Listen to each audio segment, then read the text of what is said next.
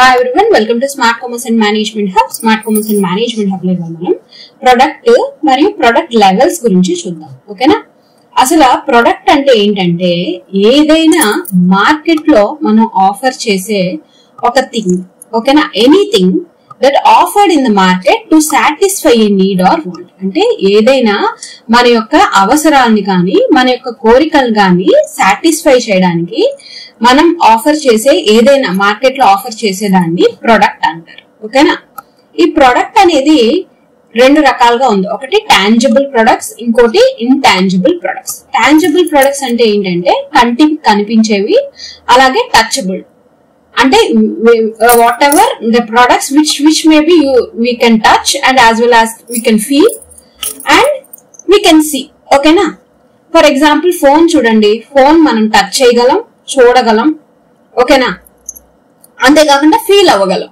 దాన్ని tangible products అంటారు. Intangible products అంటే ఏంటి అంటే సర్వీసెస్, ఎడ్యుకేషన్ ఇలాంటివి అనమాట. ఇప్పుడు సర్వీసెస్ ఉన్నాయి అంటే అవి మనం చూడగలమా? చూడలేము. ఇప్పుడు వాషింగ్ మిషన్ ఒక రిపేర్ అతను వచ్చారనుకోండి, ఒక సర్వీస్ చేశారు అంటే ఆ వర్క్ అనేది ఏంటి, వాషింగ్ మిషన్ వర్క్ పని చేయడం చేస్తుంది.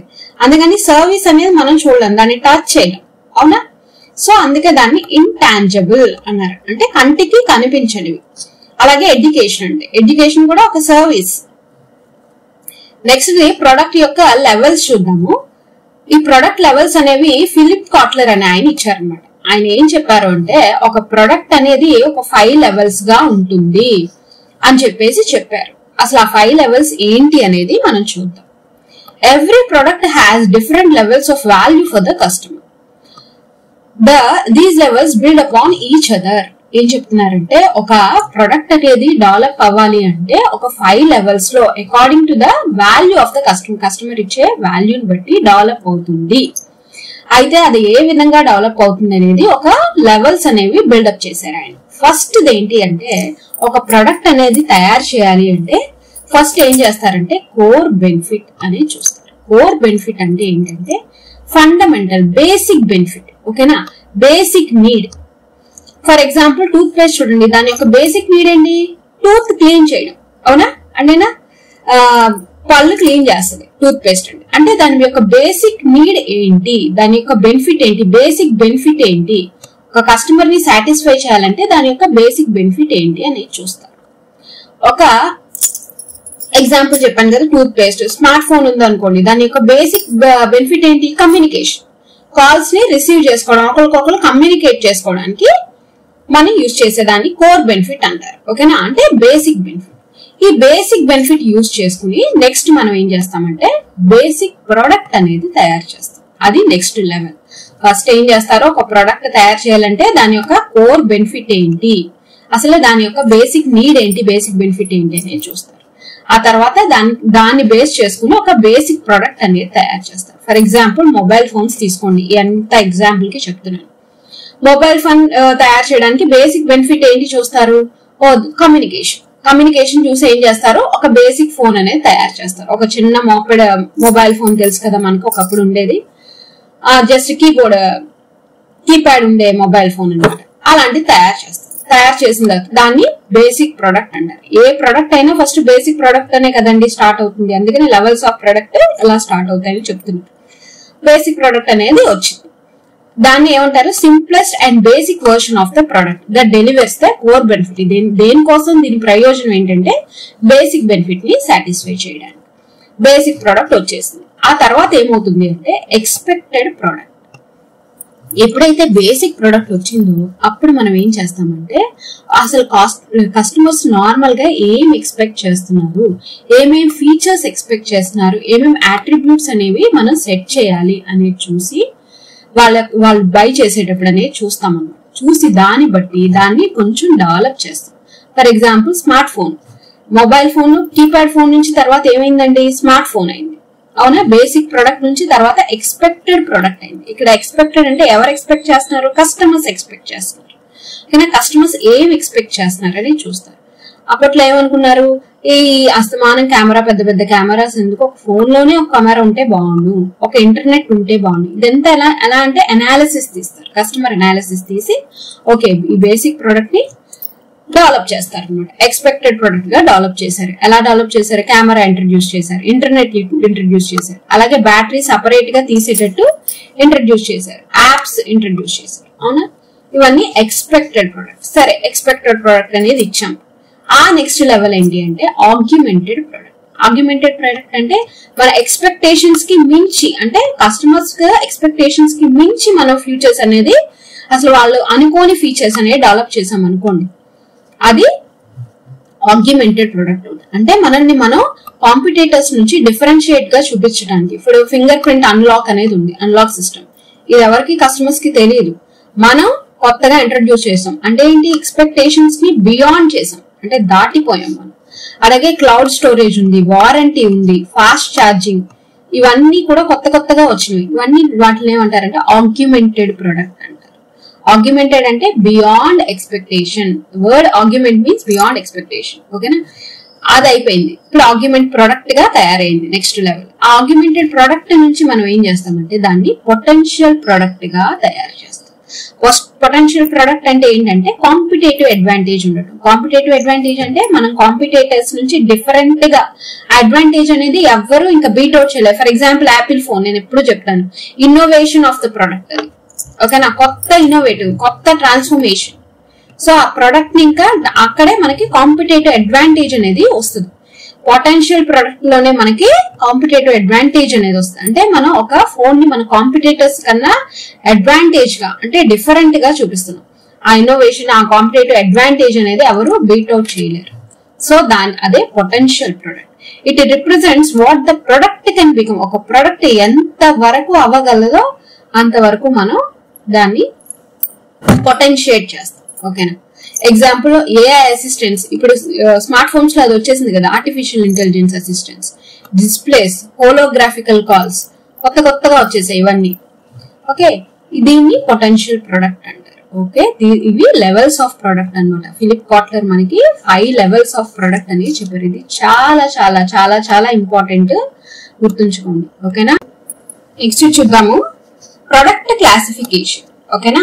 ఈ ప్రొడక్ట్ క్లాసిఫికేషన్ అంటే ఏంటంటే ప్రొడక్ట్ అనేది డిఫరెంట్ వేస్ లో డిఫరెంట్ గా క్లాసిఫై చేశారు. అయితే ఇక్కడ ప్రొడక్ట్ అనేది 2 డిఫరెంట్ వేస్ లో క్లాసిఫై చేశారు. ఏంటంటే కన్స్యూమర్ గూడ్స్ అని, ఇండస్ట్రియల్ గూడ్స్ అని. పేర్లోనే ఉంది. కన్స్యూమర్ అంటే ఏంటి? ఎవరైతే అల్టిమేట్ కస్టమర్, అంటే మన లాంటి వాళ్ళు డైరెక్ట్ డైలీ మనం పర్సనల్ యూస్ కోసం యూజ్ చేసే గూడ్స్ అన్నమాట. Let us see. ఫస్ట్ చూడండి, consumer products, the products bat by final consumers for personal use. ఏదైతే పర్సనల్ యూస్ కోసం ఫైనల్ కన్స్యూమర్స్ కొంటారో ఆ ప్రొడక్ట్స్ ని కన్స్యూమర్ ప్రొడక్ట్స్ అంటారు. అంటే పర్సనల్ యూస్ కోసం, ఫర్ ఎగ్జాంపుల్ మనం ఇంట్లో వాడుకునే టూత్ పేస్ట్, అంటే మన యొక్క పర్సనల్ యూస్ కోసం యూస్ చేసే ప్రొడక్ట్స్ ని కన్స్యూమర్ ప్రొడక్ట్స్ అంటారు. ఇవి 4 టైప్స్ గా క్లాసిఫై అయ్యి. మరంటే అవేంటో చూద్దాం. ఫస్ట్ వన్ ఏంటంటే కన్వీనియన్స్ ప్రొడక్ట్స్. కన్వీనియన్స్ ప్రొడక్ట్స్ అంటే ఏంటంటే అవి చాలా లో ప్రైస్ గా ఉంటాయి. అలాగే మనం ఏదైతే కన్వీనియంట్ గా, అంటే ఫ్రీక్వెంట్ గా మనం కొంచెం ఎఫర్ట్ తోనే కొంటామో వాటిని కన్వీనియన్స్ ప్రొడక్ట్స్ అంటారు. ఫర్ ఎగ్జాంపుల్ సోప్స్ చూడండి, టూత్ పేస్ట్ చూడండి, న్యూస్ పేపర్స్, స్నాక్స్, ఇవన్నీ ఏంటి? Convenient products. ఈజీగా మనం బై చేస్తాం. అవునా? అలాగే మార్కెటింగ్ ఫోకస్. మార్కెటింగ్ ఫోకస్ దీని మీద ఎక్కువ మార్కెటింగ్ ఫోకస్ ఎలా ఉంటుందంటే వైడ్ డిస్ట్రిబ్యూషన్, హెవీ ప్రమోషన్. దీన్ని బాగా మనం కాంపిటీటర్స్ తో మనం కంపీట్ అవ్వాలంటే ఎక్కువ ప్రమోషన్ అనేది కావాలి. అలాగే డిస్ట్రిబ్యూషన్ కూడా చాలా ఎక్కువ చేయాల్సి వస్తుంది కన్వీనియంట్ ప్రొడక్ట్స్ మీద. నెక్స్ట్ ఇది షాపింగ్ ప్రొడక్ట్స్. షాపింగ్ ప్రొడక్ట్స్ ఏంటి అంటే కన్స్యూమర్స్ మెయిన్ గా క్వాలిటీని కంపేర్ చేసుకుని, ప్రైస్ ని కంపేర్ చేసుకుని, స్టైల్స్ ని కంపేర్ చేసుకుంటారు కొనుక్కునే ముందర. అంటే ఎగ్జాంపుల్ క్లోత్స్ ని కొనాలంటే మనం ఏం చేస్తాం? ఫస్ట్ ముందే వేరే షాప్స్ తో క్వాలిటీ కంపేర్ చేసుకుంటాం, ప్రైస్ కంపేర్ చేసుకుంటాం, స్టైల్స్ కంపేర్ చేసుకుంటాం.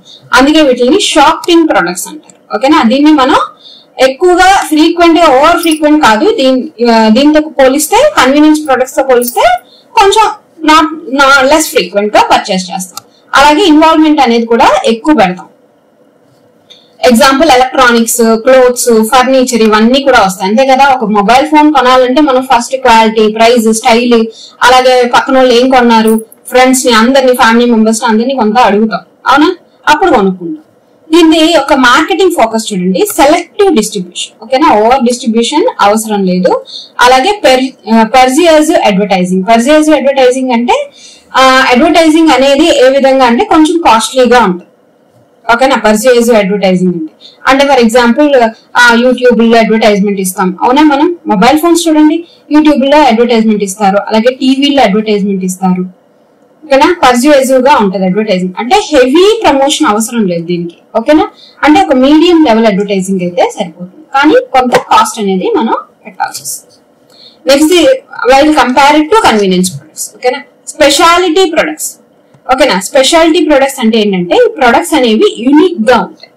ఓకేనా, అంటే మనం ఎప్పుడైనా కొంటాం, అంతేకాకుండా యూనిక్ అంటే డిఫరెంట్ గా ఉంటాయి. బ్రాండ్ స్పెసిఫిక్ ఐటమ్స్, బ్రాండ్ కి ఎక్కువ ఇంపార్టెన్స్ ఇస్తాం. ఎగ్జాంపుల్ లగ్జరీ కార్స్, ఇలాంటి వాటిని ఎప్పుడో గానీ కొనం. అవునా, కానీ మనం చాలా ఎక్కువ ఎక్స్ట్రా ఎఫర్ట్ పెడతాం వీటిని కొనాలి అంటే. యూనిక్నెస్ చూస్తాం, బ్రాండ్ స్పెసిఫిక్ ఐటమ్స్, అందుకని బ్రాండ్ కి ఎక్కువ ఇంపార్టెన్స్ ఇస్తాం. కార్స్ ఉన్నాయనుకోండి, ఎక్కువ ఏ బ్రాండ్ వెళ్తుంది మార్కెట్ లో. రోలెక్స్ వాచెస్ అవి కూడా అంతే, చాలా కాస్ట్లీ. జ్యువెలరీ ఉన్నాయనుకోండి, జ్యువెలరీ కూడా అంతే. మనం ఎక్కువ ఎలాంటి జ్యువెలరీ, ఏ మోడల్స్ ఉన్నాయి, ఎందుకని ఒక్కసారి కొనేవి స్పెషల్ ప్రొడక్ట్స్ ఎప్పుడైనా కొంటాం. మనం ఎప్పుడు కొంటానే ఉంటాం కార్లు, జ్యువెలరీ ఇవన్నీ. ఎందుకని కాస్ట్ అనేది చాలా ఎక్కువ, ఎక్స్ట్రా ఎఫర్ట్ అనేది పెట్టాల్సి వస్తుంది. దీనికి మార్కెటింగ్ ఫోకస్ ఎలా ఉంటుంది అంటే ఎక్స్క్లూజివ్ డిస్ట్రిబ్యూషన్ అనేది చాలా ఎక్స్క్లూజివ్ గా తక్కువగా ఉంటుంది. అవునా, ఎక్కువ మనం ఇప్పుడు జ్యువెలరీ షాప్ మనం ఒక జ్యువెలరీ ప్రొడక్షన్ అనేది పెట్టుకున్నాం అనుకోండి, ఎక్కువ పెట్టగలమా? ఎక్కువ షాప్స్ కానీ డిస్ట్రిబ్యూషన్ చాలా తక్కువగానే ఇవ్వగలం. ఎందుకంటే ఇట్స్ ఏ కాస్ట్లీ, దాంట్లో క్యాపిటల్ ఇన్వెస్ట్మెంట్ అనేది చాలా ఎక్కువ. అలాగే బ్రాండ్ అనేది ప్రెస్టీజియస్ గా ఉంటది. Next the unsought products. Unsought products అంటే అన్అవేర్డ్ ప్రొడక్ట్స్ అని అర్థం. అంటే అవేర్నెస్ అనేది తక్కువ, ఈ ప్రొడక్ట్స్ మీద కస్టమర్స్ కి అవేర్నెస్ తక్కువ. ఫర్ ఎగ్జాంపుల్ ఇన్సూరెన్స్ మీద కన్స్యూమర్స్ ఇప్పుడంటే తెలిసింది కానీ ఒకప్పుడు ఇన్సూరెన్స్ అంటే ఎవరికి తెలియదు. ఓకేనా, products that the consumers do not usually think of buying, కొనాలని ఎక్కువ అనుకోరు. ఇన్సూరెన్స్ అనేది వెళ్ళి ఇన్సూరెన్స్ ఏజెంట్ ఏదైనా ప్రెషర్ పెట్టి అన్ని చేస్తే వాటి గురించి తెలుసుకుని సరే తీసుకుందాం అని, అంటే ఎప్పుడు థింక్ చేసే ప్రొడక్ట్స్ కాదు ఇవి. సో అన్సౌట్ ప్రొడక్ట్స్ అంటే అన్అవేర్డ్ ప్రొడక్ట్స్ అన్నమాట. Example insurance. దీనికి మార్కెటింగ్ ఫోకస్ ఎలా ఉందంటే అగ్రెసివ్ సెల్లింగ్ గురించి అందరికి బాగా అగ్రెసివ్ గా తెలియజేయాలి, అవేర్నెస్ అనేది క్రియేట్ చేయాలి, అప్పుడే ఈ అన్సార్ట్ ప్రొడక్ట్స్ గురించి తెలుస్తుంది. సో ఇక్కడతో మనకి కన్స్యూమర్ ప్రొడక్ట్స్ అయిపోయాయి. నెక్స్ట్ ఇండస్ట్రియల్ ప్రొడక్ట్స్ చూద్దాం. ఇండస్ట్రియల్ ప్రొడక్ట్స్ అంటే ఏంటంటే ఇవి మన పర్సనల్ యూస్ కోసం యూజ్ చేయకుండా బిజినెస్ లేదా ఇండస్ట్రీస్ లో యూజ్ చేసే ప్రొడక్షన్ ని ఇండస్ట్రియల్ ప్రొడక్ట్స్ అంటే. ఫర్ ఎగ్జాంపుల్ రా మెటీరియల్స్ ఉన్నాయనుకోండి, ఒక మెటీరియల్ తయారు చేసే ఇండస్ట్రీ ఉందనుకో, ఆ మెటీరియల్ తయారు చేసే ఇండస్ట్రీ మనం తీసుకుని ఈ మెటీరియల్ కొని పర్సనల్ యూస్ చేస్తాం, లేదా ఇంకో ఇండస్ట్రీకి యూజ్ చేస్తాం దాన్ని ఫైనల్ ప్రొడక్ట్ గా తయారు చేయడానికి. ఇక్కడ చూడండి ఇండస్ట్రియల్ ప్రొడక్ట్స్ లో classification. First materials and parts, నేను చెప్పాను కదా, రా మెటీరియల్స్, మ్యానుఫ్యాక్చర్డ్ కాంపోనెంట్స్, ఇవన్నీ ఏం చేస్తాం. ఫర్ ఎగ్జాంపుల్ కాటన్ ఉందనుకోండి, దూద్ అనేది ఒక చోట నుంచి వస్తుంది.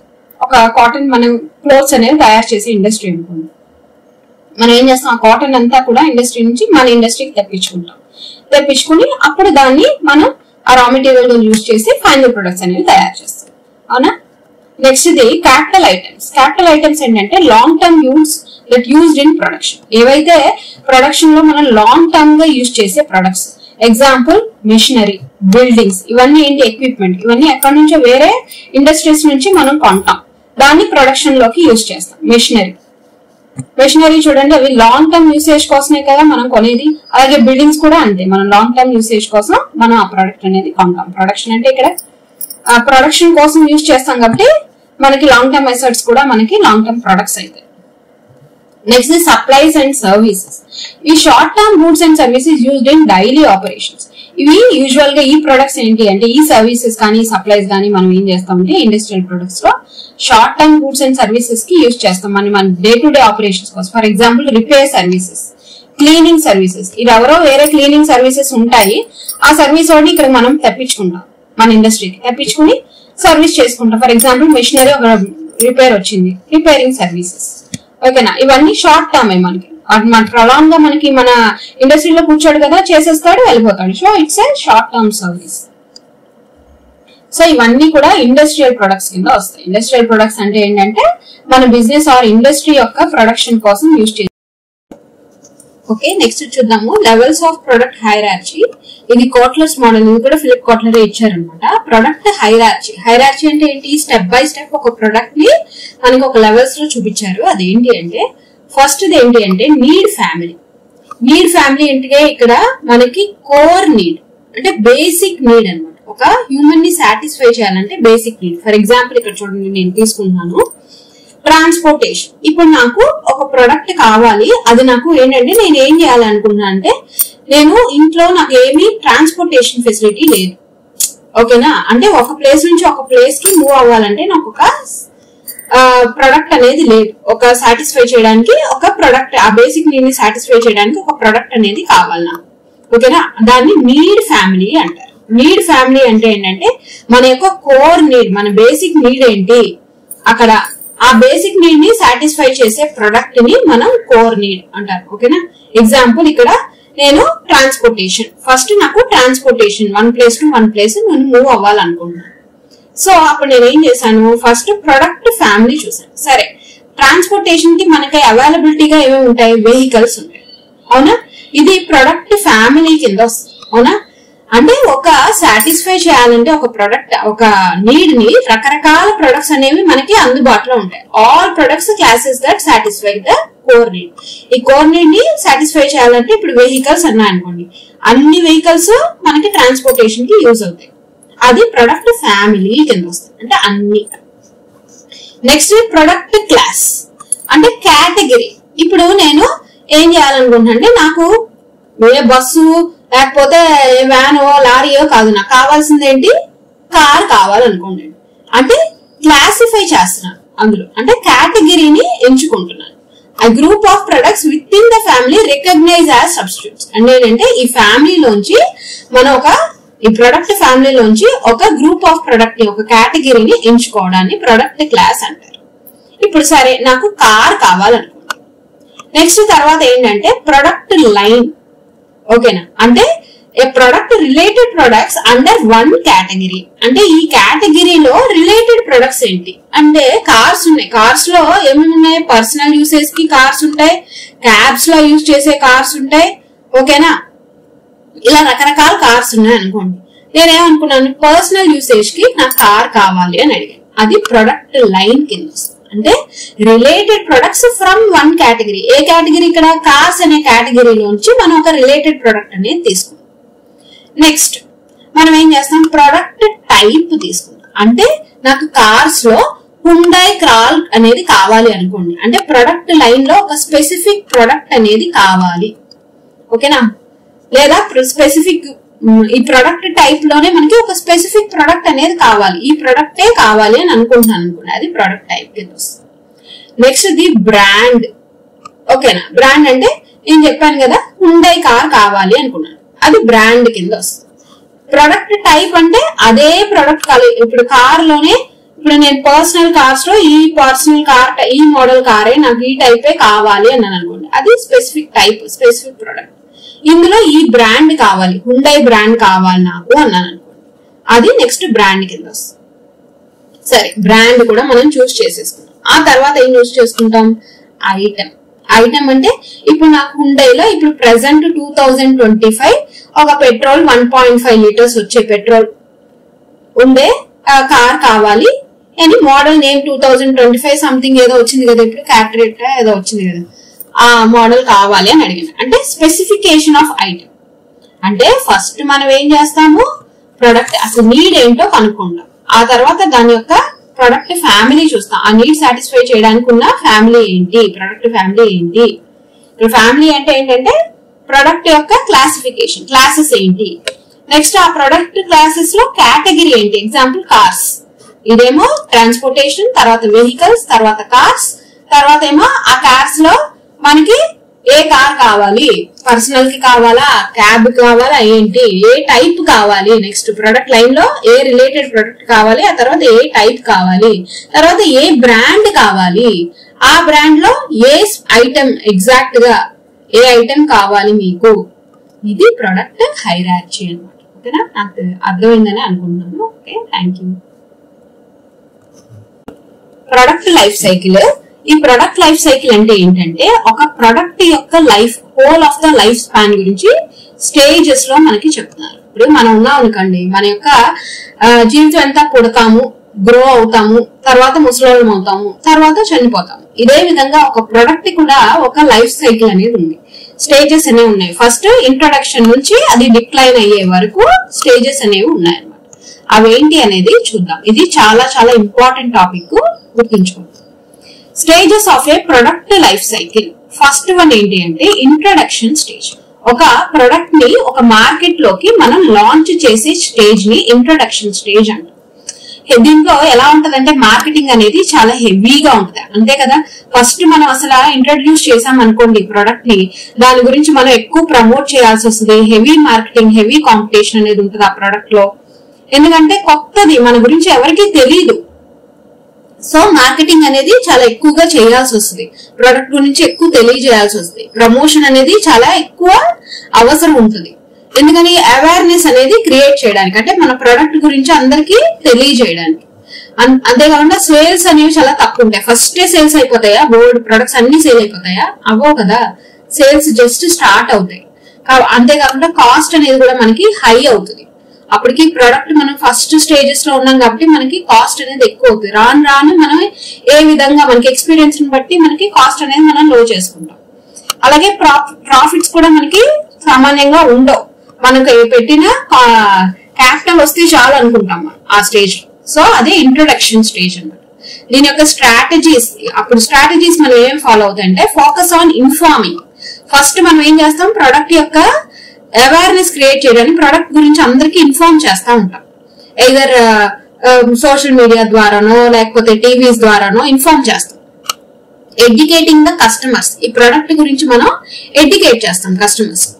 నెక్స్ట్ స్ట్రాటజీ ఏం ఫాలో అవుతాం, స్కిమ్మింగ్ ప్రైసింగ్. అంటే హై ప్రైజెస్ ఉంటాయి అప్పుడు మాత్రం, ఎందుకంటే మనం అంత తక్కువ ప్రైస్ కి మనం ఇవ్వలేం. మనకి ఆ కాస్ట్ ని రెడ్యూస్ చేయడం, కాస్ట్ మేనేజ్మెంట్ అనేది అప్పటికి మనకి రాదు. అలాగే penetration pricing, either high prices అనే పెడతాం లేదంటే లో ప్రైజెస్ పెడతాం. హెవీ అడ్వర్టైజింగ్, ఆ టైంలో మనం ఏం చేస్తాం, అడ్వర్టైజింగ్ అనేది చాలా ఎక్కువగా చేయాల్సి వస్తుంది. అలాగే డిస్ట్రిబ్యూషన్ కి ఎక్కువ మనం ఇన్వెస్ట్మెంట్ అనేది చేయాల్సి వస్తుంది. సో ఇంట్రొడక్షన్ స్టేజ్ లో ఇది ఫీచర్స్, ఇవి స్ట్రాటజీస్. నెక్స్ట్ చూద్దాము గ్రోత్ స్టేజ్. ఇంట్రొడక్షన్ అయ్యింది, ప్రొడక్ట్స్ మెల్లగా పెరుగుతుంది ఇప్పుడే. ఆ టైంలో ఎలా ఉంటది అంటే సేల్స్ స్టార్ట్ ఇంక్రీజింగ్, మెల్లగా సేల్స్ అనేవి పెరగటం అనేది మొదలు పెడుతుంది. కస్టమర్స్ బికేమ్ అవేర్, ఆ ప్రొడక్ట్ గురించి కస్టమర్స్ కి తెలుస్తా ఉంటది. డిమాండ్ అనేది పెరుగుతుంది. Next profit rises as cost reduce, అప్పుడు మనకి కాస్ట్ తగ్గుతుంది, ప్రాఫిట్స్ అనేవి పెరుగుతాయి. ఎప్పుడైతే మనకి ఇన్వెస్ట్మెంట్ చేసిన క్యాపిటల్ వస్తుందో మనకి మెల్లగా ప్రాఫిట్ కూడా రైజ్ అవుతుంది మెల్లగా, due to economies of scale. Next the competitors enter the market, మన లాంటి వాళ్ళే మన మార్కెట్ లోకి కాంపిటేటర్స్ అనేవి ఎంటర్ అవుతారు ఇలాంటి ప్రొడక్ట్ ని చూసాక. తర్వాత స్ట్రాటజీస్, అప్పుడు మనం ఫాలో అవ్వాల్సిన స్ట్రాటజీస్ ప్లాన్స్ ఏంటంటే ప్రొడక్ట్ ని ఇంప్రూవ్ చేయడం. ఎందుకంటే ఫస్ట్ కాంపిటేటర్స్ అనేవి మన ప్రొడక్ట్ ని చూసి ఇంకో ప్రొడక్ట్ అలాంటిదే తయారు చేయడానికి స్టార్ట్ అవుతారు. సో అప్పుడు మనం ఏం చేస్తాం, ఇంప్రూవ్మెంట్ అనేది మొదలు పెడతాం. అలాగే వేరియేషన్ చూపిస్తాం, మన యొక్క ప్రొడక్ట్ కి కాంపిటేటర్ ప్రొడక్ట్ కి వేరియేషన్, డిఫరెన్స్ ఏంటనేది చూపిస్తాం. అలాగే డిస్ట్రిబ్యూషన్ ఛానల్స్ అనేవి ఎక్కువ మనం ఎక్స్పాండ్ చేస్తాం. కాంపిటేటివ్ ప్రైజింగ్, అంటే ప్రైజింగ్ లో కూడా డిఫరెన్స్ అనేవి మనం ఎక్కువ చూపిస్తాం. బ్రాండ్ అనేది బిల్డప్ చేసుకుంటాం, కస్టమర్ యొక్క లాయల్టీ బిల్డప్ చేసుకుంటాం. నెక్స్ట్ ది గ్రోత్ స్టేజ్ తర్వాత మెచ్యూరిటీ స్టేజ్. ఇంకా మనం పూర్తిగా స్ట్రాంగ్ అయిపోయాం. ఈ టైంలో ఎలా ఉంటదంటే సేల్స్ పీక్ లో ఉంటాయి, మార్కెట్ బికమ్ సాచ్యురేటెడ్. మార్కెట్ ఎలా ఉంటది, మనకి మన ప్రొడక్ట్ ఇలా అంటే హాట్ సేల్స్ ఉంటాయి, ఇలా వదలగానే మనకి ఇలా సేల్ అయిపోతాయి. ప్రాఫిట్స్ అనేవి స్లోగా ఉన్నా మెల్లగా పెరిగిపోతాయి, స్టెబిలైజ్ అయిపోతాయి. ఈ ప్రాఫిట్స్ అనేవి స్ట్రాంగ్ కాంపిటీషన్ ఉంటుంది ఆ టైంలో. లీడ్స్ టు ప్రైస్ వార్స్ అనేవి ఉంటాయి. ప్రైస్ వార్స్ అంటే మనం లో ప్రైస్, హై ప్రైస్, ఇలా ప్రైస్ వార్స్ అనేవి ఉంటాయి అన్నమాట. మనకి స్ట్రాటజీస్ మనం ఆ టైంలో ఫాలో అవ్వాల్సింది ఏంటి అంటే ప్రొడక్ట్ డిఫరెన్షియేషన్, అంటే కాంపిటేటివ్ అడ్వాంటేజ్. మనం న్యూ ఫీచర్స్ తోనో, ఇన్నోవేషన్స్ తోనో, ప్యాకేజింగ్ తోనో, సర్వీసెస్ తోనో మన యొక్క ప్రొడక్ట్ అనేది కాంపిటేటర్ కన్నా డిఫరెన్షియేట్ గా చూపించగలగాలి. అలాగే ప్రమోషనల్ ఆఫర్స్ అనేది చేయాలి, అంటే రీటైన్ కస్టమర్స్, ఎవరైతే కస్టమర్స్ మనకి ఎగ్జిస్టింగ్ కస్టమర్స్ ఉన్నారో వాళ్ళని మనం ఉంచుకోవడానికి, రీటైన్ చేయడానికి, అంటే మనం ఉంచుకోవడానికి మనం ఏదో ఒక ప్రమోషన్స్ అనేవి ఇవ్వాలి. అంటే వాళ్ళకి ఏదైనా డిస్కౌంట్ ఇవ్వటమో, గిఫ్ట్స్ ఇవ్వటమో, ఇలాంటివి అనమాట. ఎఫిషియెంట్ కాస్ట్ మేనేజ్మెంట్, అలాగే కాస్ట్ ని ఒక పక్క మనం మేనేజ్ చేసుకుంటూ ఉండాలి. ఎక్స్ప్లోరింగ్ న్యూ మార్కెట్స్, ఇంకా కొత్త కొత్త మార్కెట్ లోకి, అంటే నేను ఇప్పుడు హైదరాబాద్ లో ఇంట్రడ్యూస్ చేశాను నా ప్రొడక్ట్ ని, ఇంకో మార్కెట్ అంటే ఇంకో విజయవాడలో ఇంట్రడ్యూస్ చేయడం, ఇలా లేదంటే ఇంకో తెలంగాణలో ఇంకో స్టేజ్ లో ఏదో ఒకటి, అలా న్యూ మార్కెట్స్ ని ఎక్స్ప్లోర్ చేయడం స్టార్ట్ చేస్తాం. న్యూ సెగ్మెంట్స్ అనేవి చూస్తాం, అంటే వేరే ఇలాంటి ప్రొడక్ట్ ఇలాంటి సిమిలర్ ప్రొడక్ట్స్ లోనే ఎంటర్ అవడానికి చూస్తాం. ఇది మెచ్యూరిటీ స్టేజ్. లాస్ట్ ఏంటంటే డిక్లైనింగ్ స్టేజ్. మెచ్యూరిటీ అయిపోయింది, మన ప్రొడక్ట్ అలా స్టెబిలిటీ అయిపోయింది, ఒక 20 years 30 years అయిపోయి ఆ తర్వాత ఏమవుతుంది, కొత్త కొత్త కాంపిటీటర్స్ వచ్చేస్తారు, రకరకాలు వచ్చేస్తాయి. అప్పుడు ఏమవుతుంది, మన ప్రొడక్ట్ అనేది పడిపోవడం మొదలు పెడుతుంది. సేల్స్ ఫాల్, సేల్స్ అనేవి పడిపోతాయి due to changing customer preferences. Day by day customer యొక్క ప్రిఫరెన్స్ అనేది చేంజ్ అయిపోతా ఉంటది. మనం గనక వాటి మీద ఇంకా కాన్సన్ట్రేట్ చేయలేదు అనుకోండి, ఆటోమేటిక్ గా ఏమవుతుంది, కొత్త కొత్తగా మనం ఇన్నోవేట్ చేయలేకపోతున్నాం, ఇంకా అయిపోయింది అనుకోండి. న్యూ ఇన్నోవేషన్స్ చేయాల్సి వస్తుంది ఆ టైంలో. సబ్స్టిట్యూట్స్ లేదా ఇంకో అలాంటి సబ్స్టిట్యూట్స్ ఇంకో ప్రొడక్ట్ కి మనం చేంజ్ అవడానికి ట్రై చేస్తాం. ప్రాఫిట్స్ డిక్లైన్ షార్ప్లీ, మెల్లగా ప్రాఫిట్స్ అనేవి పడిపోవడం మొదలు పెడుతుంది డిక్లైనింగ్ స్టేజ్ లో. దేనికైనా ఒక మెచ్యూరిటీ తర్వాత డిక్లైన్ అవ్వాల్సింది, ఒక ప్రొడక్ట్ అయినా ఒక మనిషి అయినా ఎవరైనా అంతే. లేదా స్టేబుల్ గా అలా ఉండిపోవడం కుదరదు. పెద్ద పెద్ద ప్రొడక్ట్స్ చూడండి, ఇప్పుడు మనకి కంటికే నిర్మా వాషింగ్ పౌడర్ వచ్చింది మనకి చిన్నప్పుడు, ఇప్పుడు ఉందా మనకు తెలియదు అసలు. XXX ఏవో వచ్చేవి, ఇప్పుడు ఏమైనా చూడగలుగుతున్నాం అన్ని? అసలు కంటికే కనబడలేదు. బ్రూ కాఫీ తెగ అడ్వర్టైజ్మెంట్ వచ్చేది, ఇప్పుడు అది ఏదో అలా నిలుస్తుంది అంతే. Next, companies may stop production or reduce the marketing తగ్గించేస్తాయి, ఆ ప్రొడక్ట్ ని ప్రొడ్యూస్ చేయడం ఆపేస్తాయి. Example Nirma washing powder production లేదు ఇప్పుడు, ఇంకేవో కొత్త ప్రొడక్ట్స్ వచ్చేసాయి కదా. అందుకని దీని యొక్క స్ట్రాటజీస్, ఆ టైంలో మనం స్ట్రాటజీస్ ఏం చేస్తాం, హార్వెస్టింగ్, అంటే మనకి కాస్ట్ అనేవి పడిపోతాయి.